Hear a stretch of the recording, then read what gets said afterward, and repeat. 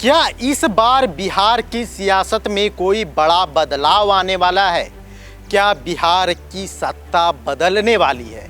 हम स्टेटमेंट नहीं दे रहे हैं, यह सवाल हम आपसे पूछ रहे हैं क्योंकि एनडीए में जो खिचड़ी पक रही है और जो लड़ाई चल रही है, इससे देखकर तो यही लगता है कि एनडीए को कई मोर्चों पर जंग लड़नी पड़ रही है। पहला जंग इंडिया गठबंधन से, तेजस्वी से लेकर राहुल तक सब किसी तरह सत्ता में वापसी कर लें, इसकी जद्दोजहद में जुटे हुए हैं। दूसरे हैं प्रशांत किशोर, कोई ऐसा मौका नहीं चूक रहे जिससे वो एनडीए पर निशाना साध सके, एनडीए को कटघरे में खड़ा कर सके।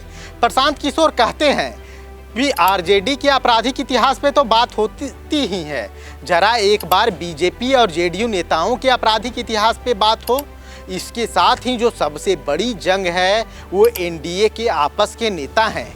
चिराग और नीतीश की आपस में नहीं बन रही और नहीं बनती है, यह बात जग जाहिर है। इधर मांझी और चिराग भी उलझे हुए हैं। मोदी जी के मंच पर तो सभी नेता साथ नजर आते हैं, लेकिन जैसे ही मोदी जी बिहार से बाहर जाते हैं सिर फुटअव्वल शुरू हो जाता है।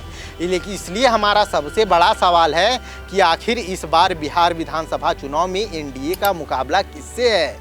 इंडिया गठबंधन से, प्रशांत किशोर से या अपने गठबंधन के नेताओं से? नमस्कार, प्रणाम, मैं हूं समीर और मेरे साथ है मेरे साथी गौरव और आप देख रहे हैं आइडियल एक्सप्रेस। हम आपको चुनावी समीकरण और जो एनडीए में सीट शेयरिंग का समीकरण क्या हो सकता है, फॉर्मूला क्या हो सकता है, इसके संभावनाओं से भी रूबरू करवाएंगे। लेकिन सबसे पहले हम बात इस चीज़ पे करते हैं कि एनडीए में जो ये उठापटक चल रहा है, ये खिचड़ी बन रही है, वो विधानसभा चुनाव पर इनकी रणनीतियों पे क्या असर डालेगी? गौरव, देखिए समीर, जो भी अभी समीकरण देखने को मिल रहा है, जो भी मोर्चा देखने को मिल रहा है, हमें सबके पीछे का उद्देश्य एक है, वो है सीट शेयरिंग को लेकर। जब तक ये सीट शेयरिंग हो नहीं जाता तब तक दो घटक दल जो कि एक ही अलायंस में शामिल है वो आपस में सौतन बन के लड़ रहे हैं। आपको बता दें कि दो मोर्चों पर फिलहाल इस बार एनडीए को चुनाव लड़ना पड़ रहा है बिहार में। एक तो है जो विपक्ष के हमले मुद्दे हैं, एसआईआर के, रोजगार के, पलायन के, और भी कई सारे मुद्दे हैं जिन्हें लेकर अपराध के मुद्दे हैं। राजधानी पटना में जो अपराधियों की बोलबाला कभी कभी देखने को मिल जा रहा है, ऐसी घटनाएं जो कि पूरे बिहार को सन्न करके रख दे रहा है, ये सब मुद्दे हैं। इसके अलावा एनडीए को जो दूसरा मोर्चा झेलना पड़ रहा है वो है खुद के दल के अंदर। आपको बता दूं कि ये दो दल, सीट शेयरिंग का मुद्दा और ये सभी चीज़ें इतने गहरे तरीके से बिहार की राजनीति का रंग बदलने में लगी है कि एक दल का कॉन्फिडेंस लूज हो रहा है। गौरव, जैसे आप बता रहे हैं कि चिराग का अपना दावा है सीट शेयरिंग को लेकर, वो अपना दावा कर रहे हैं। मांझी जी की अपनी महत्वाकांक्षा है। जेडीयू मानती है कि बिहार में वो बड़ी भाई की भूमिका में है, वो बड़ा भाई का भूमिका अदा करेगी, तो इसलिए उसकी अपनी महत्वाकांक्षा है। बीजेपी भी कम सीटों पर चुनाव नहीं लड़ना चाहेगी। तो बिहार में एनडीए में सीट शेयरिंग का फॉर्मूला क्या हो सकता है? किन फॉर्मूलों पे ये लोग विचार कर सकते हैं और किस फॉर्मूले पे बात बन सकती है? एक बार फॉर्मूला हमारे दर्शकों को समझाइए कि ये फॉर्मूला हो सकता है जिस पे बात बन सकती है।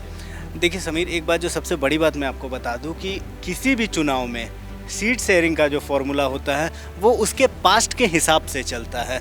यानी कि पहले हमारे बीच में क्या शेयरिंग हुई है या फिर उसके पहले चुनाव में क्या शेयरिंग हुई है। तो एक नज़र हम लोग डालेंगे 2015 के चुनाव में। 2015 के चुनाव में आपको याद होगा कि जेडीयू महागठबंधन का हिस्सा थी, एनडीए के साथ चुनाव नहीं लड़ा गया था। तो उस वक्त जेडीयू ने 101 सीट पर चुनाव लड़ा था और उन्हें मिला था 71 सीट। बीजेपी 157 सीटों पर लड़ी थी और 53 सीटों पर सिमट गई थी। 104 सीटों पर उसे शुद्ध रूप से नुकसान देखने को मिला था। एलजेपी की अगर बात करें तो वो भी जेडीयू से, ये पहला चुनाव है जब जेडीयू और एलजेपी साथ में लड़ने जा रही है बिहार विधानसभा का। इसके पहले का अगर बताएं तो 2015 में 42 सीटों पर जो चुनाव इन लोगों ने लड़ा था, एलजेपी ने बस 2 सीटें इनके हाथ आई थी और हम पार्टी जिसने कि 21 सीटों पर लड़ा था वो बस 1 सीट निकालने में रही थी। अब बताएं आपको 2020 का, ये तब का समय है जब चिराग पासवान अलग थे, लेकिन ये एनडीए की जो टीमें हैं, बीजेपी, जेडीयू, वीआईपी, हम ये सब एक साथ थी। उस वक्त वीआईपी साथ हुआ करती थी इसके। तो उस वक्त बीजेपी ने लड़ा था 110 सीट पर, जेडीयू ने लड़ा था 115 सीट पर, वीआईपी ने लड़ा था 11 सीट पर और हम पार्टी ने 7 सीट पर चुनाव लड़ा था। नतीजा जो भी रहा हो, अभी सीट शेयरिंग की बात चल रही है तो सिर्फ इस पर ही चर्चा करेंगे। इसके अलावा एलजेपीआर चूँकि उस वक्त गठबंधन का हिस्सा नहीं थी, 135 सीट पर चुनाव लड़ा था एलजेपीआर ने, निकाल के आ पाए थे सिर्फ 1 सीट। तो मैं ये आरएलएसपी वो उपेंद्र कुशवाहा वाली, उन्होंने भी 99 सीट पर चुनाव लड़ा था, 1 सीट पर भी जीत हासिल नहीं हुई थी। तो जो भी मौजूदा समीकरण है या जो भी आने वाले चुनाव का समीकरण है, वो पिछले वाले जो रिकॉर्ड्स है और परफॉर्मेंस है उसको देख के चल रहे हैं दल। आपको मैं बता दूं कि 4 साल का चलिए फ़र्क रहा, एक लंबा राजनीतिक सेंटीमेंट डेवलप हो जाता है लोगों के अंदर। 2020 में चिराग पासवान की पार्टी जिसने इतना बुरा प्रदर्शन किया, 135 सीटों पर चुनाव लड़के सिर्फ 1 सीट निकालने का, 2024 में उसका स्ट्राइक रेट 100% रहा लोकसभा चुनाव में। ज़रूरी नहीं है कि दलों को भी इस बात पे ध्यान रखना पड़ेगा कि ज़रूरी नहीं है कि अगर उनका एक्सेप्टेंस लोकसभा चुनाव में रह रहा है तो विधानसभा चुनाव में भी उतना ही अच्छा हो। मैं आपको बता दूं कि हम पार्टी जो 7 सीटों पर पिछले चुनाव में चुनाव लड़ी थी, उसने 4 सीट निकाला था, जबकि 2015 की बात करें तो 21 सीटों पर लड़ने के बाद 1 सीट है।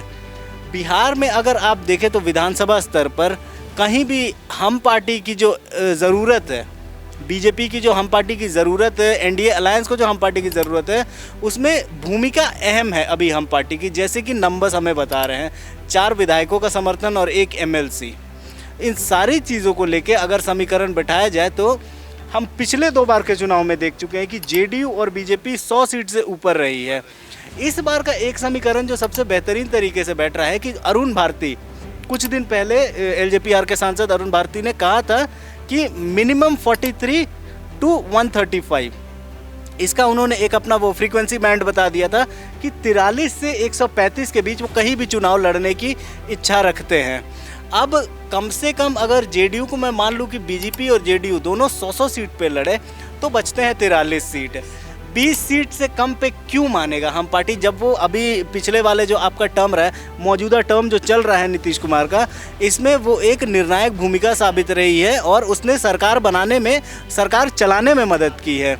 चिराग पासवान की स्टेट लेवल पे ऐसे कोई कोऑपरेशन नहीं है। तो समीकरण मौजूदा यही बता रहा है कि 100 + 100 20 + 23।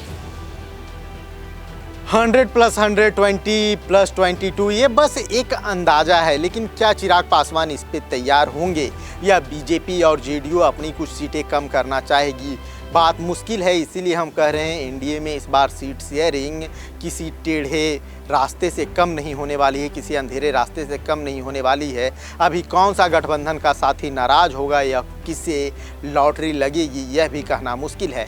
बिहार की सियासत है, बिहार की सियासत को समझ पाना आसान नहीं है, लेकिन फिर भी बिहार की सियासत के हर पेचीदगी को हम लोग डिकोड करने की हर दिन कोशिश कर रहे हैं। तो आप हमारे साथ जुड़े रहिए, हमें देखते रहिए, हमें लाइक शेयर सब्सक्राइब करते रहिए। और फिलहाल आज के लिए मुझे और गौरव को इजाज़त दीजिए। नमस्कार।